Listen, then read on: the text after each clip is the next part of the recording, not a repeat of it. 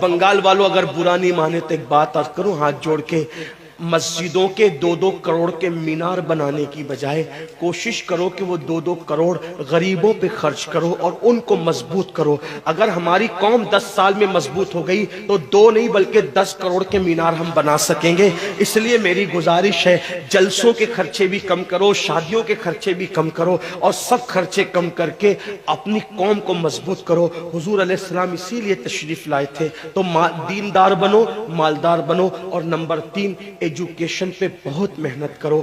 کوئی بھی جاہل نہ رہے، کوئی بھی ان پڑھ نہ رہے، خوب پڑھاؤ اپنے بچوں کو۔ 10ویں 12ویں تک کبھی مت رکنا، بلکہ اپنے بچوں کو IAS بناؤ، IPS بناؤ، ڈاکٹر بناؤ، انجینئر بناؤ۔ ڈاکٹر بھی BOMS والا مت بناؤ بلکہ MD اور اعلیٰ سے اعلیٰ ڈگری دلاؤ۔ اب آپ کہیں گے مولانا پیسے نہیں ہے، میں آپ سے کہتا ہوں ہر سال عید پہ نیا کپڑا نہ بنانا پڑے نہ بناؤ، دھلے ہوئے کپڑوں پہ عید کر لو، لیکن اپنے بچوں کی تعلیم پہ خرچہ کرو۔ اسی طریقے سے کسی اور جگہ پر پیسے لگانے کی بجائے 10 سال اگر ان 3 نکات پر آپ نے محنت کر دی، دیندار بنو، مالدار بنو اور ایجوکیشن کو عام کرو، ہر بندے کو پڑھا لکھا بناؤ۔ آپ کہیں گے مولانا نوکری نہیں ملتی، میں کہتا ہوں ہم نوکری کے لیے نہیں پڑھتے، ہم اچھا انسان بننے کے لیے پڑھتے ہیں۔ اس لیے کہ پڑھے لکھے کی تجارت میں ان پڑھ کی تجارت میں فرق ہے، پڑھے لکھے کی گفتگو میں ان پڑھ کی گفتگو میں فرق ہے، پڑھے لکھے کے اٹھنے بیٹھنے میں ان پڑھ کے اٹھنے بیٹھنے میں فرق ہے۔ دیکھو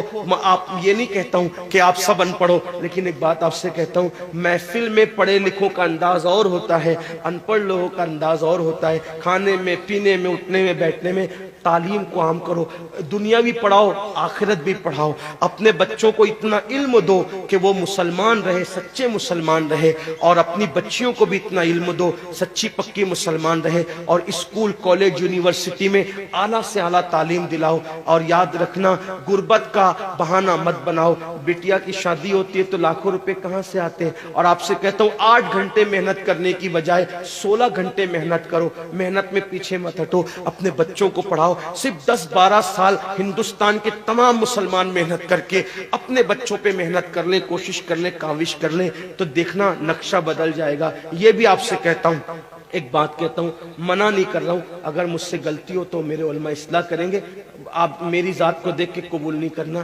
باپ کے چہلم پر 40 دیگ پکانے کی بجائے 1 دیگ پکاؤ، ان 40 دیگوں کا خرچہ بچا کر کسی بچے کی تعلیم پر اپنے باپ کے ایصال ثواب کے لیے خرچہ کر دو۔ پیر صاحب کے مزار پر 1 لاکھ کی چادر لا کے ڈالنے کی بجائے 100 روپے کی چادر ڈال دو، باقی کے پیسے بچا کر غریبوں کی تعلیم پہ خرچہ کر دو۔ پیر